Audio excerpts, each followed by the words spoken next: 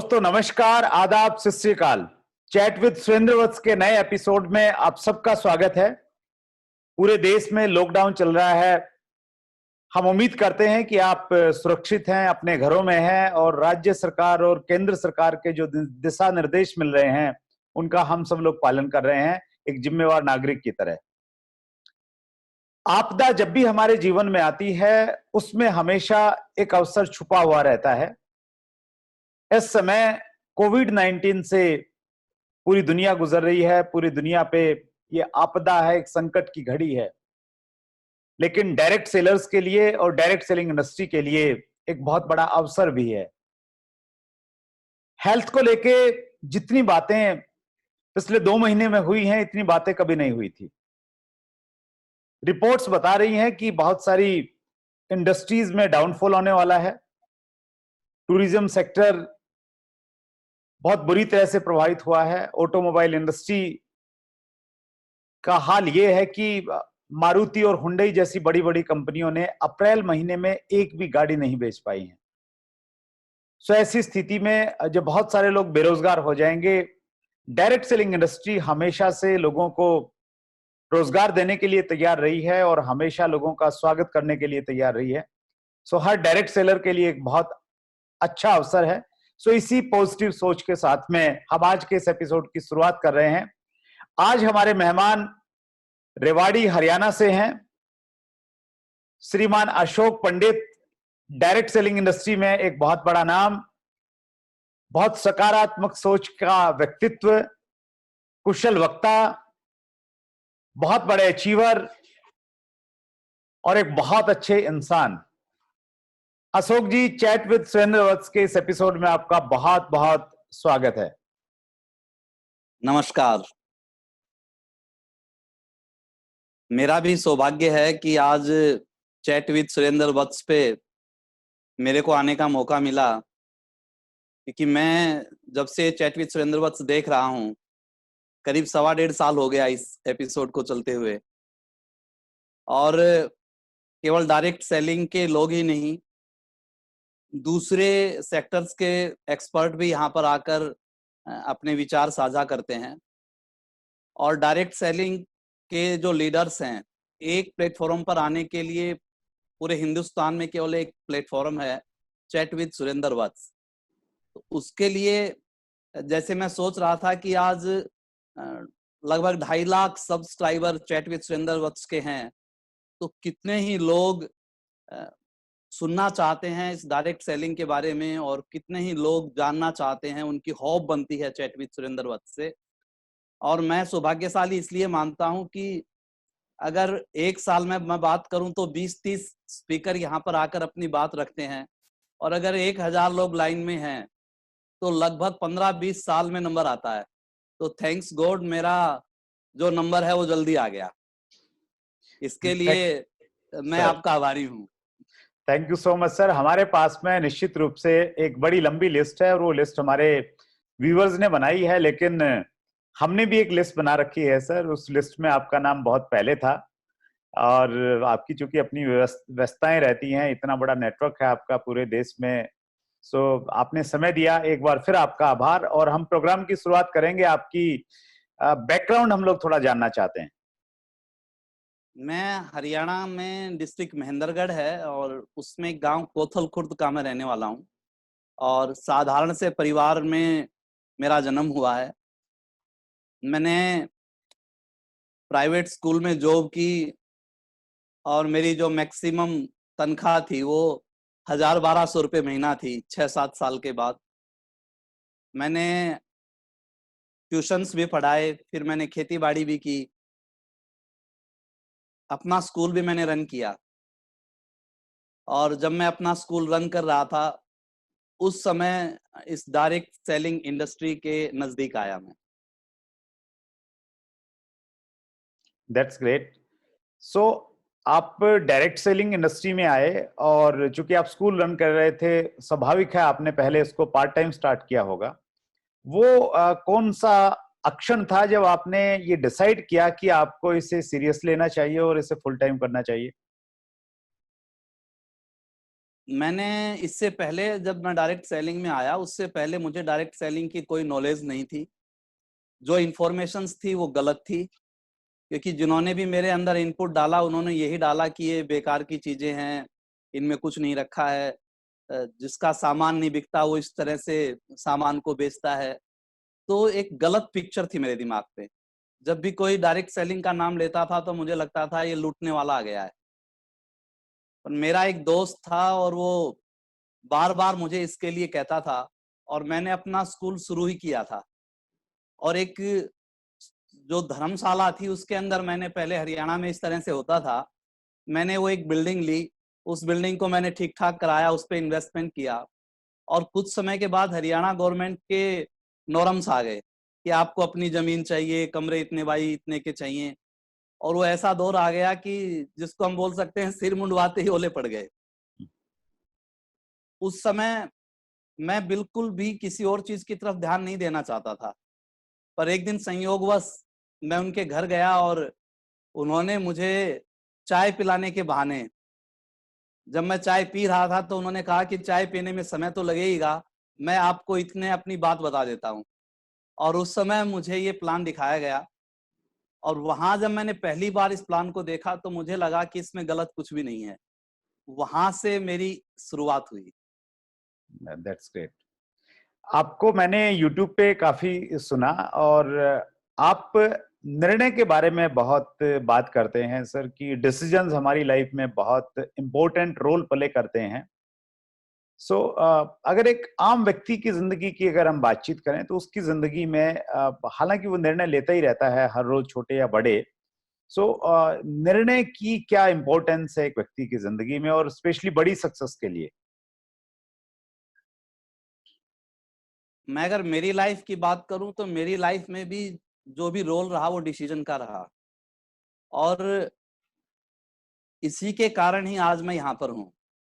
मैंने, जब मेरा स्कूल अच्छी तरह से रन कर रहा था उस समय मैंने इस डायरेक्ट सेलिंग का डिसीजन लिया। तो पहले आप किसी चीज का डिसीजन लेते हैं, उसके बाद वो चीजें मिलती हैं। वो डिसीजन लेना आसान नहीं था मेरे लिए, क्योंकि मैंने उधार से पैसा लेके इन्वेस्टमेंट किया था, और अभी मेरा स्कूल रन कर रहा था, अच्छी उसमें गैदरिंग थी, और उसके बाद इस इंडस्ट्री के अंदर आना। तो डिसीजन के कारण मैं यहाँ पर आ पाया, क्योंकि मुझे यहाँ पर अपना फ्यूचर दिखाई देता था, यहाँ पर मुझे भविष्य दिखाई देता था। आप किसी को भी देख लीजिए, एक डिसीजन के कारण सारी चीजें बनती हैं।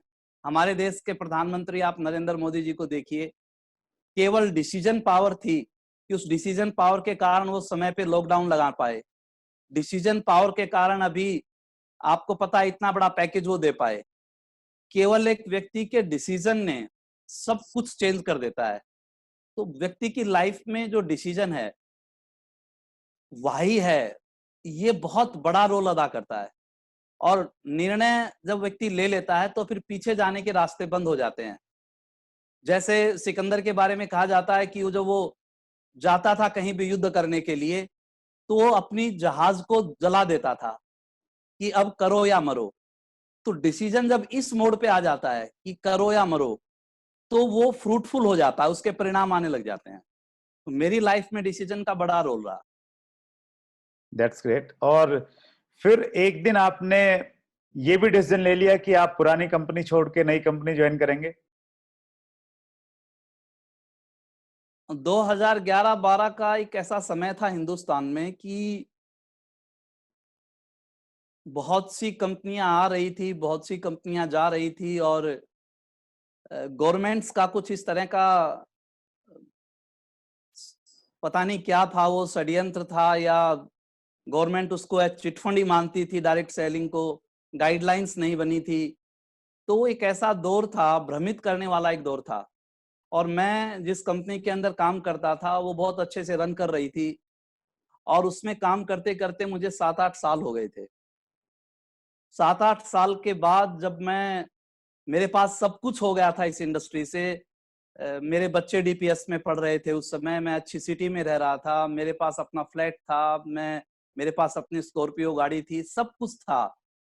उस समय अचानक पता चला एक दिन कि कुछ गड़बड़ हो गया, और कंपनी पे छापा पड़ गया और सब कुछ आप जहां हैं वहां से आप चले जाएं, पुलिस पकड़ रही है। इस इंडस्ट्री के बारे में इस तरह की तो मेरी कभी सोच ही नहीं थी। मैं सोचता था इतनी शुद्ध, इतनी सात्विक और इतने ईमानदारी से काम करने वाली इंडस्ट्री के साथ कुछ नहीं हो सकता। और मैं जिस कंपनी में था उस कंपनी में ये चीजें सिखाई भी जाती थी। तो वो एक ऐसा दौर था कि बहुत से लोग, जब कोई तूफान आता है तो बहुत से लोगों की दिशाएं अलग अलग हो जाती हैं। मैं अकेला नहीं गया, मुझे पता है हजारों लाखों लोग ऐसे थे जो उस समय कोई निर्णय नहीं ले पाए, कोई डिसीजन नहीं ले पाए, क्योंकि ब्रेन ने काम करना छोड़ दिया। और मैं अगर मेरी बात करूं तो मुझे इस इंडस्ट्री से इतना प्यार था, मुझे ये सिखाया गया था कि इस इंडस्ट्री में, क्योंकि कोई भी व्यापार लॉन्ग टर्म होता है, तो मुझे सिखाया गया था कि 5 साल तक बिजाई करनी है, सीडिंग करनी है, और 5 साल बाद आपके वो जो बीज हैं उनको तैयार करना है, और उसके बाद आपकी प्रोडक्शन शुरू होगी। उसके बाद जो आप ड्रीम और सपने ले रहे हैं वो मिलने शुरू होंगे। तो उस लंबी थॉट के साथ मैं इस इंडस्ट्री के अंदर आया था। मैंने साइड में कुछ भी नहीं किया, क्योंकि मुझे इस इंडस्ट्री पे इतना फेथ था। मैं आज सोचता हूं कि अगर मैंने साइड में कुछ किया होता, उस समय एक ऐसा दौर आया था, मैंने बहुत पैसे कमाए, मैंने बहुत इज्जत कमाई, कंपनी के जो ऑनर थे वो मुझे बेटा मानते थे, और कुछ ऐसे दौर आए कि मैं चाहता तो लाखों रुपए कमा सकता था, पर मेरी आत्मा ने कभी ये स्वीकार नहीं किया, मेरे जमीर ने कभी ये स्वीकार नहीं किया कि जहां से मुझे मेरा कैरियर मिला, मेरी रोजी रोटी मिली, मैं वहां से कुछ भी गड़बड़ नहीं कर सकता था। ये मेरी आत्मा नहीं मानती थी। उस दौर में जब ये निश्चित ही नहीं हो रहा था कि क्या होगा, मेरे खर्चे बहुत ज्यादा थे, मेरे बच्चे पढ़ रहे थे, मेरी फ्लैट की उस समय किस्त जा रही थी, तो मैं ऐसी स्थिति के अंदर, मैं अगर ये कहूं कि मैंने कंपनी को नहीं छोड़ा, कंपनी ने मेरे को छोड़ा, तो शायद गलत नहीं होगा। आपका दो कंपनियों से नाता रहा। पहली कंपनी आपकी देसी थी और फिर आप एक विदेशी कंपनी में चले गए, तो दोनों में क्या आपको परिवर्तन महसूस हुआ? एक ही चीज थी। एक तो ये था कि देसी कंपनी जो हिंदुस्तान की सबसे बड़ी थी वो मैं कर चुका था। हम्म। दूसरा, कोई फेथ नहीं रहा था मेरा देसी कंपनी पे, अगर मैं बहुत सीधी सी बात करूं तो, क्योंकि ये चैट विद सुरेंद्र वत्स है, तो मैं यहाँ बातचीत करने के लिए आया हूँ। और मैं मेरे व्यूवर्स को, जितने भी आपके व्यूवर्स हैं, उनको बहुत साफ ढंग से कुछ चीजें बताना चाहता हूँ। आपके मैंने कमेंट्स पढ़े बहुत से, और उसमें बहुत से लोगों ने मेरे से सवाल भी किया। तो मैं ये कहना चाहता हूं कि मैंने उसको इसलिए किया था कि वो बहुत पुरानी ऑर्गेनाइजेशन थी, और बहुत कंट्रियों में है वो ऑर्गेनाइजेशन, और वो उन सारे दौरों से निकल चुकी है जिस दौर में यहाँ की अभी कंपनियां थी, और उसने वो सारे दौर देखे हैं। तो एथिक्स को लेकर, प्रिंसिपल्स को लेकर वहां पर कोई कंप्रोमाइज नहीं है, कोई समझौता नहीं है वहां पर किसी भी तरह का। आप जिस तरह से कंपनियां देख रहे हैं, उस समय एक दौर था कि लोग कह रहे थे कि हम पावर लैग दे देंगे, लोग कह रहे थे हम आपको फ्लैट दे देंगे, लोग कह रहे थे हम आपको ये पैसा दे देंगे। मेरे दरवाजे और मेरे ड्राइंग रूम में ऐसे बहुत से लोग आए, पर वो जिस ऑर्गेनाइजेशन में मैं गया, वहां पर मुझे एक डिस्ट्रीब्यूटर के रूप में अपनी शुरुआत करनी थी। और ये चीज मुझे सबसे अच्छी लगी कि यहाँ पर किसी तरह की ब्लैकमेलिंग नहीं है, यहाँ पर मेरा काम मेरी इज्जत है, मेरा काम मेरा परिणाम है। तो ये बात मुझे सबसे बेस्ट लगी। That's good. सो अभी चूंकि प्रधानमंत्री मोदी का जो भाषण था, तो उसमें उन्होंने आत्मनिर्भरता के बारे में बहुत बात की, और देश में एक स्वदेशी का एक अभियान सा चल गया है। तो ऐसी स्थिति में एक एमएनसी कंपनी में काम करते हुए आपको लग रहा है कुछ परेशानी होगी आपके लिए? ये केवल थॉट प्रोसेस है, क्योंकि आज हम जो बात कर रहे हैं वो भी विदेशी के कारण कर रहे हैं। एंड्रॉइड फोन है, फेसबुक है, व्हाट्सएप है, टिकटॉक है। दूसरा, अभी कल एक मैसेज आया है कि जब उनसे पूछा गया गवर्नमेंट से जब ये पूछा गया कि क्या एमएनसीज कंपनियां विदेशी मानी जाएंगी इनके प्रोडक्ट, तो उन्होंने स्पष्ट कहा है कि ये विदेशी नहीं है, ये make in India, made for India है, तो इसको हम विदेशी नहीं मान सकते। बट एक धारणा है जो बहुत साल पहले की धारणा है, आज की धारणा नहीं है कि देसी क्या है विदेशी क्या है। तो जो लोग समझदार हैं वो समझ रहे हैं कि देसी और विदेशी क्या है। दूसरा, जब किसी चीज का विकल्प नहीं होता, अब इसके बारे में कहा जाता है कि विकल्प नहीं है तो हम विदेशी भी ले सकते हैं, और विकल्प है तो हम देसी ले सकते हैं। और मैं जिस ऑर्गेनाइजेशन के साथ काम कर रहा हूं उसके पास बहुत सी ऐसी चीजें हैं जो आज किसी के पास कोई विकल्प नहीं है। That's तो good. इससे मुझे नहीं लगता कि कोई बहुत ज्यादा फर्क पड़ने वाला है। हम प्रोडक्ट की बात कर रहे हैं तो इसी बात को मैं आगे बढ़ाना चाहता हूं सर। जब हम लोग डायरेक्ट सेलिंग इंडस्ट्री में कामयाबी की बात करते हैं तो लगभग हर कंपनी में पहले ये बताया जाता है, जो कंपनी के बेसिक्स या जो भी उस वहां के बुनियादी रूल हैं, कि आपने प्रोडक्ट का इस्तेमाल करना है। सो आप इसको कितना महत्वपूर्ण मानते हैं, और जो डायरेक्ट सेलर हमारे बिजनेस में अभी नए हैं, सो उनको आप क्या संदेश देना चाहते हैं? कि बहुत बार ये लगता है कि चलो यार प्रोडक्ट यूज तो करना है, ठीक है, 2 प्रोडक्ट यूज किए, 4 नहीं किए, उस प्रकार का एक एटीट्यूड रहता है। तो आप प्रोडक्ट यूज की कितनी इंपॉर्टेंस मानते हैं? जब डायरेक्ट सेलिंग इंडस्ट्री में किसी व्यक्ति की शुरुआत होती है तो प्रोडक्ट से होती है। कोई कुछ प्रोडक्ट देता है और वो कहता है कि आप यूज करो, और इस प्रोडक्ट को अगर ये अच्छा लगे आपको तो फिर ये आपका बिजनेस भी बन सकता है। यहाँ से शुरुआत होती है एक व्यक्ति की। जब एक व्यक्ति की शुरुआत ही यहाँ से होती है, जब उसका जन्म ही यहाँ से होता है, जब उसका सीड यही है, बीज यही है, ये डायरेक्ट सेलिंग का जो पेड़ है ये बड़ा ही इसी बीज से होता है। जितना इस बीज को हम पालेंगे, जितना इस बीज को हम बड़ा करेंगे, उतना ही ये पेड़ बड़ा होगा, क्योंकि ये ऑनेस्टी का बिजनेस है, ईमानदारी का बिजनेस है। अगर आपको प्रोडक्ट के ऊपर फेथ ही नहीं है तो मैं कहना चाहता हूं कि उस कंपनी को ज्वाइन ही नहीं करना चाहिए, उस कंपनी को करने का कोई मतलब नहीं है।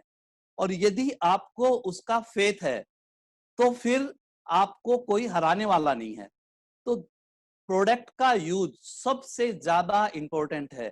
आपको सब कुछ आता है पर आप इसके प्रोडक्ट पे फेथ नहीं करते हैं और आप प्रोडक्ट को यूज नहीं करते हैं, तो आप निश्चित मानिए कि आपका बिजनेस चलने वाला नहीं है, क्योंकि ये सच का बिजनेस है। और अगर आपने झूठ का सहारा लिया तो ये बिजनेस चलेगा नहीं।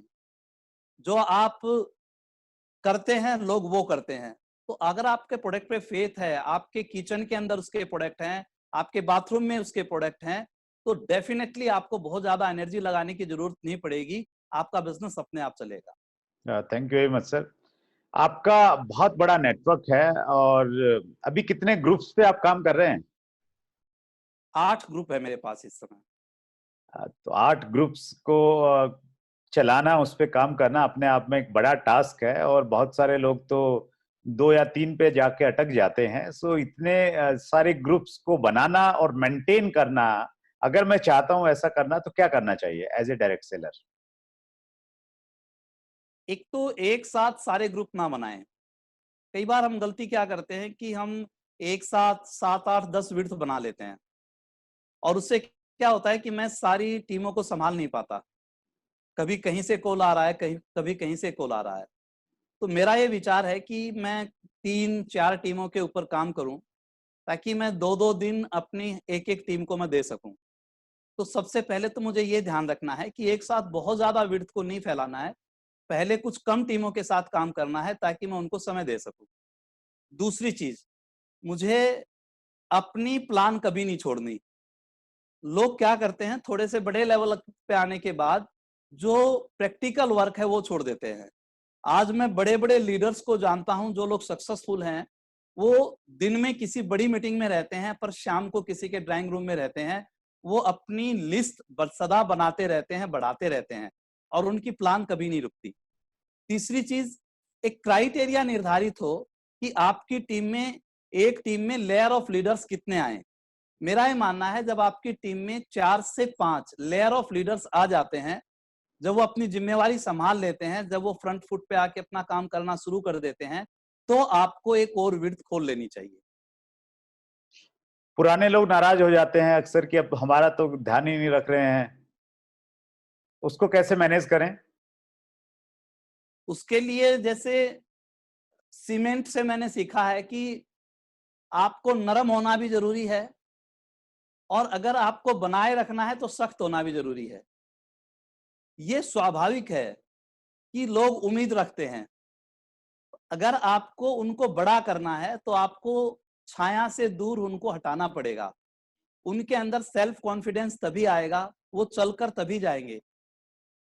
आपकी अगर अपलाइन बार बार टाइम देता रहे, बार बार ही अपलाइन ही टाइम देता रहे, तो आदमी का विकास कभी भी नहीं होगा।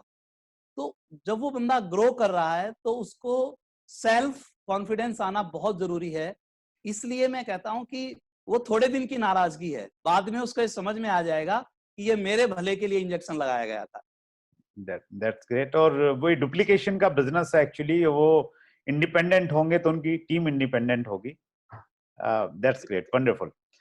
फैमिली इन्वॉल्वेशन की बात डायरेक्ट सेलिंग में की जाती है और आप इस पे बहुत अच्छा बात करते हैं। मैंने आपके कुछ वीडियोस इसके बारे में देखे हैं।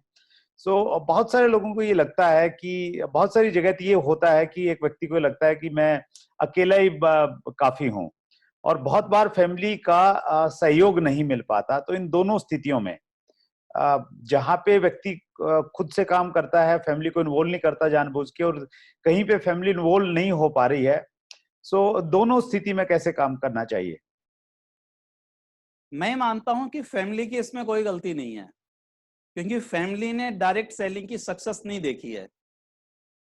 तो फैमिली जब आप डायरेक्ट सेलिंग के अंदर एंट्री करते हैं तो उनके अंदर एक डर है, वो चाहते हैं कि कहीं इसमें इनकी सक्सेस ना आए। और डर हमेशा नॉलेज से दूर होता है। अंधेरा हमेशा उजाला जब आता है, जब अंधेरा जाता है। तो कई बार एक व्यक्ति का ये डर होता है कि मैं अपनी फैमिली को बताऊंगा तो कहीं वो मुझे मना ना कर दें, तो वो उस डर से कई बार बता नहीं पाता। पर मैं ये कहना चाहता हूं कि फैमिली को इन्वॉल्व करना सबसे ज्यादा जरूरी है। अगर आप फैमिली को इन्वॉल्व नहीं करेंगे, अगर आप फैमिली को इस बिजनेस के बारे में नहीं बताएंगे, मैंने क्या किया, फैमिली को हमेशा फैमिली के साथ डिस्कस की, उनको सीरीज सुनाई, उनको लीडर्स की स्टोरी बताई, उनके अंदर ये फेथ डेवलप किया कि ये बिजनेस हमारी फैमिली का फ्यूचर है, हमारी आने वाली जनरेशन का भविष्य है। तो जब तक आप अपनी फैमिली को विश्वास में नहीं लाएंगे, उसको सही नॉलेज नहीं देंगे, तब तक उनका डर दूर नहीं होगा। और यकीन मानिए, जब ये दौर आया था मेरे साथ, और जब मैंने दोबारा भी डायरेक्ट सेलिंग को ही चुना, उसमें अगर मेरी फैमिली का रोल नहीं होता तो कभी भी आज मैं इस लेवल के ऊपर नहीं होता।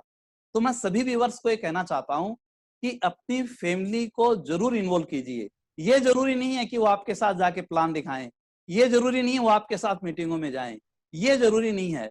पर यह बहुत जरूरी है कि आपकी फैमिली ये जाने कि आप जो कर रहे हैं वो बहुत अच्छा काम कर रहे हैं, और इसमें हमारी आने वाली जनरेशन तक का फ्यूचर है। That's great sir, thank you so much. आप टीचर रहे, बहुत लंबे समय तक आपने बच्चों को पढ़ाया, और आज आप एक सफल लीडर हैं डायरेक्ट सेलिंग इंडस्ट्री में। लाखों लोग आपको फॉलो करते हैं। सो आपका स्टूडेंट्स के लिए क्या संदेश है? स्पेशली आपने टीचर के रूप में भी काम किया और आज आप इंडस्ट्री लीडर के रूप में भी काम कर रहे हैं। मैं एक चीज कहना चाहता हूं कि आज का जो दौर है और इस समय का जो दौर है, उस दौर में बड़ी बड़ी कंपनियों के साथ बहुत भारी परेशानी खड़ी हो चुकी है, और बड़े बड़े लोगों की जॉब जा चुकी है। और जिन बच्चों ने बहुत मेहनत की है, जो बच्चे हाई क्वालिफाइड हैं, जो बच्चे एमएनसीज के अंदर काम करते हैं, मैं एनसीआर में रहता हूं तो मुझे समझ में आता है कि बड़ी बड़ी जॉब्स के बच्चे भी पीजीज के अंदर रहते हैं, जो ड्रीम्स उन्होंने लिए वो पूरे नहीं हो रहे हैं, जो वो सोच पाए वो आज उनके साथ नहीं बन पा रहा। और हमारी जो इंडस्ट्री है वो इंडस्ट्री इतने कमाल की है, और आज के समय में, इस समय में बहुत छोटी सी इन्वेस्टमेंट के साथ, क्योंकि जब डायरेक्ट सेलिंग को सिलेबस के अंदर लिया जा रहा है, जब डायरेक्ट सेलिंग को गवर्नमेंट्स की गाइडलाइन बनती आ रही हैं, जब डायरेक्ट सेलिंग के पक्ष में एक पॉजिटिव इन्वायरमेंट पैदा होता जा रहा है, तो एक व्यक्ति अगर 2 से 5 साल, एक स्टूडेंट अगर इसको पढ़ाई की तरह करे, इसको समझ के करे, अपनी पढ़ाई के साथ साथ इसको सीख कर करे, तो जब वो बाहर निकलेगा तो उसको कैरियर के लिए भटकना नहीं पड़ेगा। यहां से वो लाख रुपया, 50,000 रुपया अपनी अर्निंग आराम से बना सकता है। That's great sir. हमने आपका कमिंग सून का एक वीडियो डाला था, बहुत सारे व्यूअर्स ने क्वेश्चंस लिए हैं, उसमें से कुछ तो हमने कवर किया ऑलरेडी, और अगर आपकी इजाजत है तो मेरे पास कुछ प्रश्न है, मैं पूछूं? जरूर जी, जरूर। Thank you so much. मेरे पास में प्रश्न है, ये हैं संजीव शुक्ला जी। सर, टीम में डिस्ट्रीब्यूटर के लिए मोटिवेशनल किताबें और मीटिंग का कितना रोल है? हमारी इस इंडस्ट्री के अंदर इनको टूल्स कहा जाता है और टूल्स का बहुत बड़ा रोल है। मैं अगर सिंपल बात करूं, हर घर के अंदर खाने की रसोई होती है, चाहे वो घर छोटा है चाहे वो बड़ा है, क्योंकि उस खाने की रसोई के बिना काम नहीं चलता।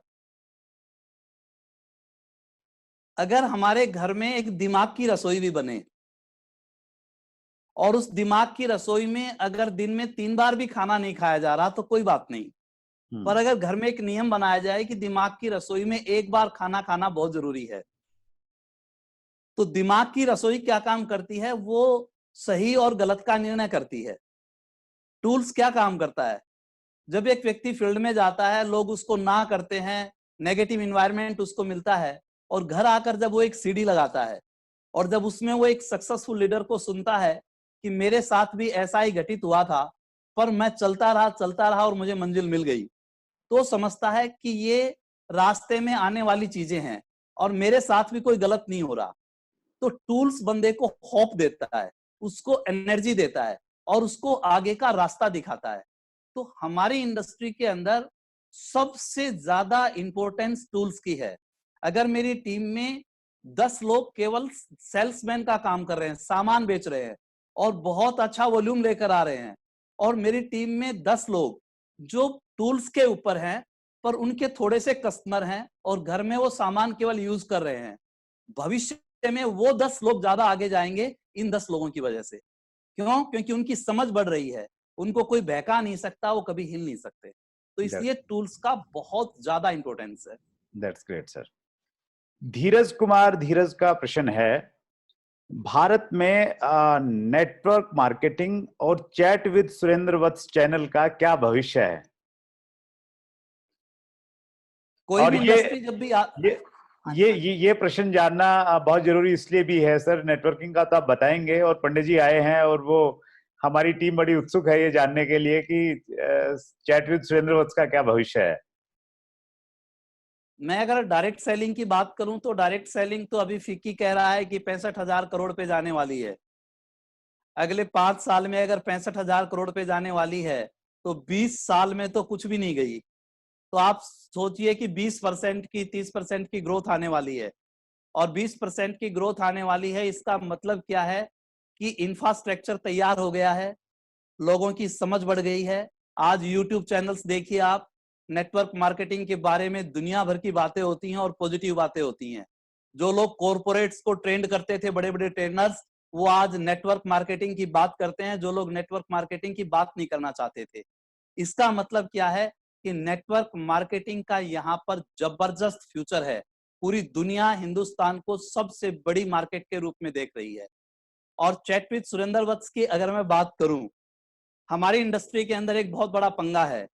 एक कंपनी वाला अगर दूसरी कंपनी वाले के साथ खड़ा नजर आ जाए तो भी अफवाहें शुरू हो जाती हैं, तो भी अलग तरह की चर्चाएं शुरू हो जाती हैं। अगर वो आपस में बात कर रहे हैं तो उसको गलत समझा जाता है। ऐसे दौर में एक ऐसा प्रयास, मुझे पता है कि आप भी एक कंपनी के बहुत बड़े लीडर हैं और आपने जब ये किया होगा तो हो सकता है कि आपकी मैनेजमेंट ने भी, आपके भी कुछ लीडर्स ने सोचा हो कि ये क्या कर रहे हैं। तो आपका जो ये विजन था कि सभी नेटवर्क मार्केटिंग इंडस्ट्री के लोगों को एक प्लेटफॉर्म के ऊपर लेकर आना, ये बहुत बड़ी बात है, क्योंकि लोगों की अलग अलग क्वेरी होती हैं और वो क्वेरी कहते हैं कि अपलाइन की बात को मानो, पर कई बार एक बंदा ये सोचता है कि अपलाइन कहीं अपने स्वार्थ के लिए तो मेरे से कोई टारगेट अचीव नहीं करवा रहा, मेरे स्वार्थ के लिए तो अपनी किसी अचीवमेंट के लिए तो कोई काम नहीं कर रहा। पर जब एक थर्ड पार्टी, जब एक कोई लीडर यहाँ पर आकर ये कहता है कि नहीं ये बात ठीक है, तो उसको ये समझ में आती है कि मेरे भले के लिए काम हो रहा है। तो आपने जो ये पुण्य का काम किया है, ये कॉफी विद करण नहीं है, ये चैट विद सुरेंद्र वत्स है। ये लोगों की आशाओं का एक प्लेटफॉर्म है जिसने लाखों लोगों को ये होप दी है और भविष्य में ये होप देगा कि ये इंडस्ट्री लोगों को बहुत आगे लेकर जाएगी। तो आप ये बहुत पुण्य का काम कर रहे हैं और चैट विद सुरेंद्र वत्स बहुत आगे जाने वाला है। Thank you so much sir. और इसके लिए ये एक टीम वर्क मानता हूं मैं पहले दिन से ही उसको।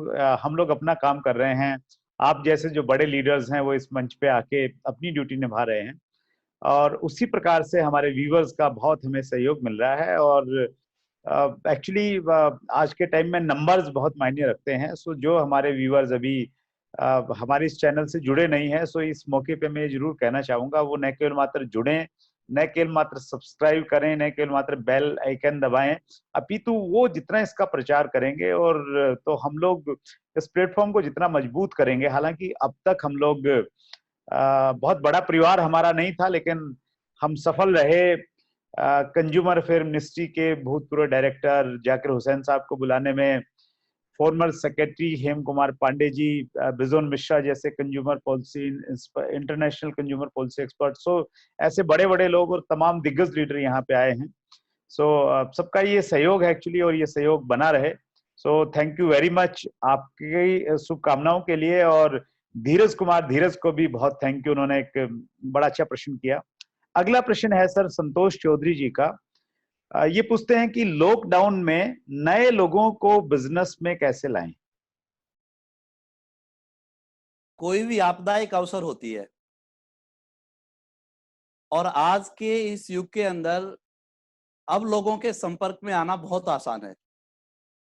आज हम बात कर रहे हैं इस सिस्टम की वजह से कर रहे हैं। तो आज ऑनलाइन का जो प्लेटफॉर्म है वो इतना अच्छा प्लेटफॉर्म है कि आप जूम के माध्यम से लोगों से बहुत ज्यादा ढंग से कनेक्ट हो सकते हो। इसमें इन्वेस्टमेंट भी कम है, लोगों की अवेलेबिलिटी भी मिल जाती है, आप अपनी बात भी अच्छी तरह से रख सकते हो। आप देखिए कि जो ट्रेडिशनल मार्केट चल रहा है, ट्रेडिशनल मार्केट किस पे चल रहा है? एड पे चल रहा है। और वो सारे लोग प्रोडक्ट कहाँ से खरीदते हैं? एड से खरीदते हैं। और एड वो व्यक्ति करता है जो प्रोडक्ट को यूज नहीं करता। अब एक नया जमाना आ गया है, नए जमाने का नया बिजनेस आ गया है। अब वो व्यक्ति ऐड कर रहा है जो प्रोडक्ट को यूज कर रहा है, और वो व्यक्ति लोगों को अपने घर में डेमो करके दिखा रहा है। अपने घर में आप डेमो करके दिखाइए, लोगों से आप कनेक्ट होइए, लोगों को आप स्टोरी बताइए। अभी जो बात चल रही है सप्लीमेंट्स की, अभी जो बात चल रही है ह्यूमैनिटी की, आज अब ये चॉइस नहीं रहा, अब ये नीड हो गया। और जब कोई चीज नीड चली जाती है तो उसको कन्वर्ट, बात को बताने में बड़ी आसानी होती है। आप कोई नई चीज नहीं बता रहे हैं, उसने पहले से सुन रखा है कि प्रोटीन बहुत जरूरी है, उसने पहले से सुन रखा है सी बहुत जरूरी है। आपको तो केवल उसको ये बताना है कि मैं आपको ये सॉल्यूशन प्रदान करता हूं। तो आज के दौर में मैं अपने बिजनेस की बात करूं तो मेरा बिजनेस इस समय ज्यादा बढ़ रहा है। क्यों? क्योंकि मैं लोगों से ज्यादा संपर्क में आ रहा हूं। तो लॉकडाउन में हम बहुत अच्छी तरह से इस आपदा को अवसर में बदल सकते हैं। That's great. हम लोग लास्ट पार्ट में हैं सर इंटरव्यू के। हम रैपिड फायर क्वेश्चन आपसे पूछेंगे, लेकिन उससे पहले एक क्वेश्चन मैं आपसे पूछना चाहता हूं, और अक्सर मैं हर महान व्यक्ति से पूछना चाहता हूं, और मैं जानना भी चाहता हूं पर्सनली अपनी लाइफ में, और हर व्यक्ति को जानना चाहिए। आपकी जिंदगी का सबसे बड़ा सेटबैक क्या था और आप उससे कैसे बाहर आए?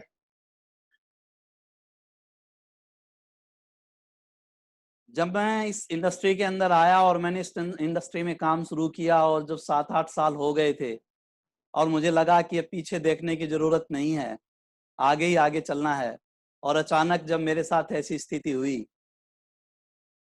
वो दौर ऐसा था जब मेरी ब्रेन ने काम करना छोड़ दिया था।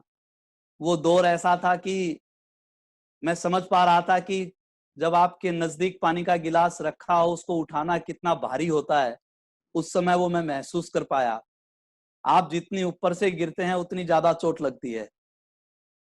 वो दौर ऐसा था कि मुझे कुछ समय तक तो कुछ भी नहीं सूझा, पर थैंक्स गॉड मैं ऐसी इंडस्ट्री में था, मैंने बहुत सी किताबें पढ़ रखी थी, बहुत सी सीरीज सुन रखी थी।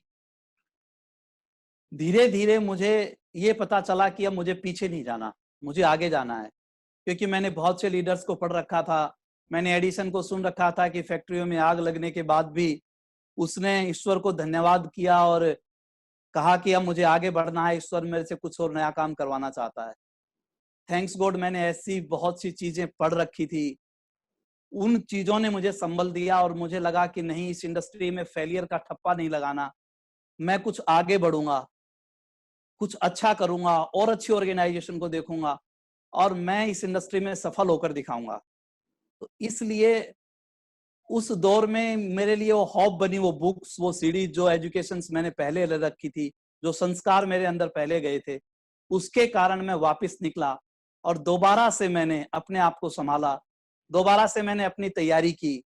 मैंने एक लीडर को बहुत सुना जिनका नाम सतीश पंडित है। उन्होंने कहा था कि जब भी कोई काम करो आप देखो बुरे से बुरा क्या हो सकता है, और जब आप देखेंगे कि बुरे से बुरा क्या हो सकता है तो आपके साथ अच्छा होगा। और मैंने देखा कि बुरे से बुरा क्या हो सकता है, वो तो हो चुका।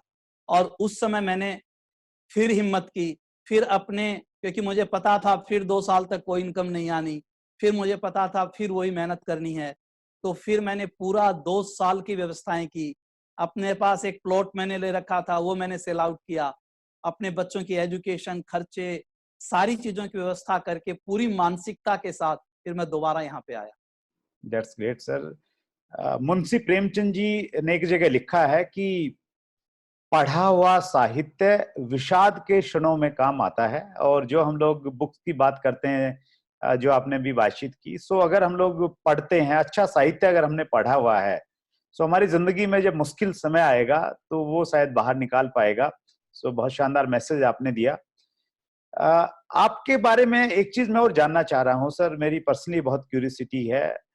कोई भी व्यक्ति जब इस इंडस्ट्री में आता है और वो जब टॉप लेवल्स और टॉप लीडर्स को देखता है तो उसका ड्रीम बनता है कि वो भी जल्दी उस लेवल को प्राप्त करेगा। आप जिस कंपनी से जुड़े हैं वो बहुत पुरानी ऑर्गेनाइजेशन है हिंदुस्तान की, और वहां पे जो लोग 20 और 22 साल 24 साल से काम कर रहे हैं, वो लोग जिस लेवल पे नहीं पहुंचे वो लेवल आपने मात्र 5 साल में बड़ा एक सम्मानित लेवल अचीव किया। तो वो अगर कोई व्यक्ति ऐसे लेवल पे जाना चाहता है तो क्या तरीका है? वो अर्जेंसी क्रिएट करे। जब लाइफ में अर्जेंसी क्रिएट होती है, तो जैसे अर्जुन को मछली की आंख दिखाई दे रही थी, उस वैसे उसको केवल अपना गोल दिखाई देता है। मेरे लिए बहुत अर्जेंसी थी। मुझे पता था मेरे बच्चे अगले 5 साल में +2 क्लियर कर जाएंगे और वो नए नए कोर्स में जाएंगे। मुझे पता था कि आने वाले समय में मुझे कितनी ज्यादा सख्त जरूरत है। इसलिए मैंने एक एक महीने में 60-60, 70-70 प्लान दिखाए। जून वाह, के महीने में मुझे बहुत याद आता है कि एक बार पलवल साइड में मैंने किसी को कॉल किया और वो दिल्ली से आ रहा था। रात को 12:30-1 बजे वो बस स्टैंड पे उतरता है और 12:30-1 बजे वो उतर के कहता है कि हाँ जी बताओ। तो मैंने अपनी गाड़ी के अंदर एसी चला रखा था, अपनी गाड़ी में मैं पानी की बोतल रखता था और अपनी गाड़ी के अंदर ही मैंने उसको रात को 1:30 बजे उसको मैंने प्लान और डेमो दिखाया, क्योंकि मुझे बहुत अर्जेंसी थी, मैं पीछे जाना नहीं चाहता था। तो जब आपकी लाइफ में कोई अर्जेंसी पैदा होती है, तब आपकी वो तीसरी आंख खुलती है। तो अपनी लाइफ में आप अर्जेंसी क्रिएट कीजिए। जब आप अर्जेंसी क्रिएट करते हैं, तो जब आप काम करते हैं तो डुप्लीकेशन ऑटोमेटिक हो जाता है। कुछ लोग आपको देखकर आपके जैसा काम करना शुरू कर देते हैं, और वही मेरे साथ हुआ। जब स्पीड हुई तो ज्वाइनिंग आई तो नंबर्स बढ़े, मीटिंग्स में लोग जाने लग गए, मीटिंग्स में लोग जाने लग गए तो आउटपुट भी आने लग गया। तो 2-3 महीने के बाद ही मेरी अच्छी अचीवमेंट्स वहां पे आनी शुरू हो गई थी। और कोई भी काम मुश्किल नहीं होता जब आप उसके अंदर जाते हैं और पूरी मन लगाकर, यानी दीवानगी के साथ जब आप किसी काम को करते हैं, तो उस काम को करने के अंदर मजा भी आता है। मैं कभी थका नहीं, क्योंकि मुझे पता था कि मैं वहां तक चला जाऊंगा, मेरा रास्ता ठीक है। That's great. मीन्स हमारे अंदर एक कारण हो क्यों हम इसको कर रहे हैं, जुनून बनाए उसको लेके और थके नहीं, विश्वास हो तो फिर कोई भी व्यक्ति किसी भी ऑर्गेनाइजेशन में है वो बहुत कम समय में बड़ी उपलब्धि प्राप्त कर सकता है। बहुत शानदार आपने ये मैसेज दिया हमारे सभी व्यूअर्स को। Funny moment of your life.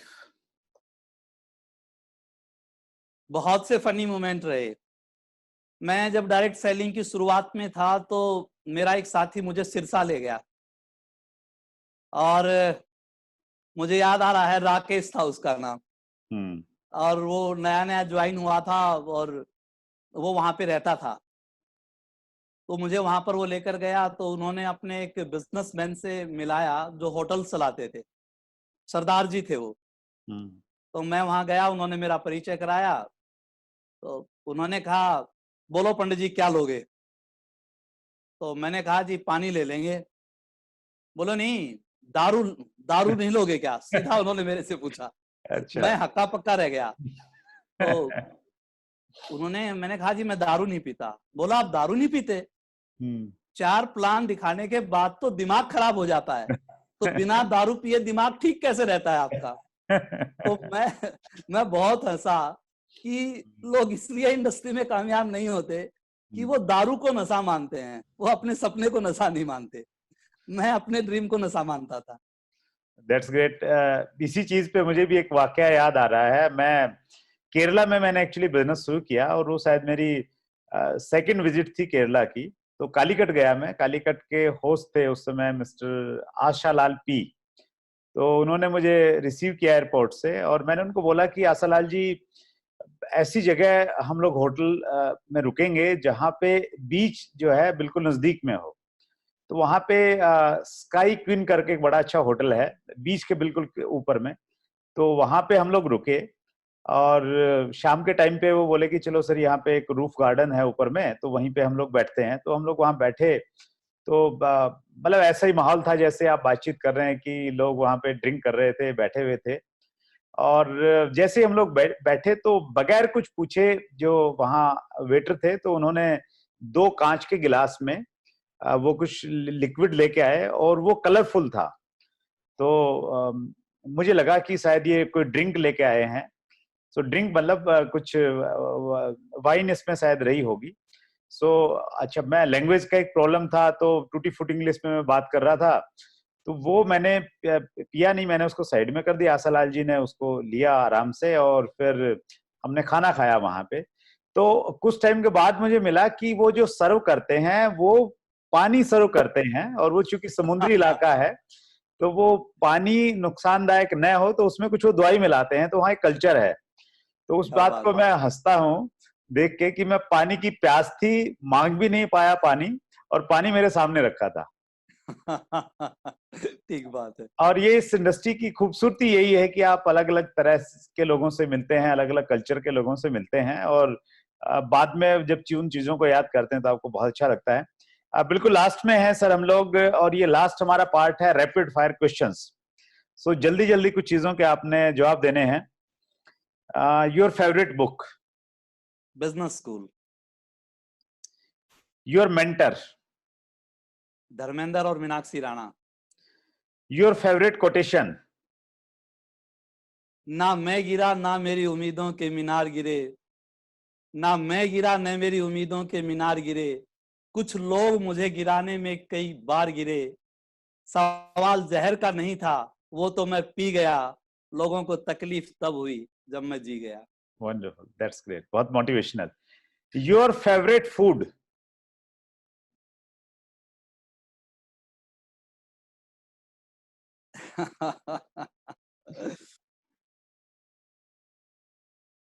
ये समझ सबसे में नहीं आ रहा।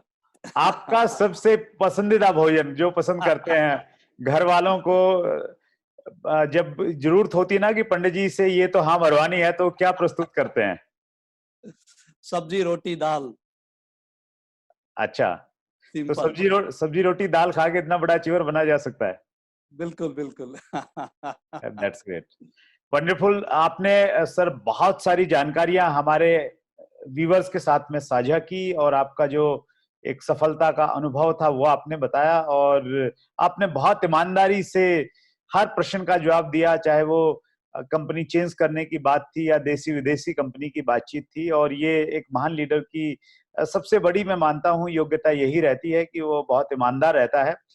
सो आपका उस ईमानदारी के लिए धन्यवाद, आपने अपने टाइम में से टाइम निकाला उसके लिए बहुत बहुत धन्यवाद। और हम उम्मीद करते हैं कि जिस प्रकार से मंच है पूरी इंडस्ट्री को एक साथ लेके आने का, करने के लिए आगे भी हम लोग आपकी सेवाएं रहते रहेंगे। एक बार फिर हमारे सभी व्यूअर्स की तरफ से आपका बहुत बहुत धन्यवाद।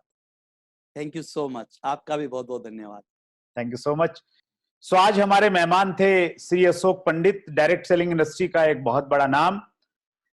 हमने पंडित जी की जर्नी के बारे में सुना, उन्होंने बहुत विस्तार से बताया कि किस प्रकार उन्होंने अपनी लाइफ के सबसे बड़े सेटबैक को उन्होंने फेस किया। और अगले मंगलवार रात्रि 8 बजे फिर हम लोग एक शख्सियत को बुलाएंगे आपके सामने और उनसे हम लोग सीखेंगे, जिंदगी में आगे बढ़ेंगे।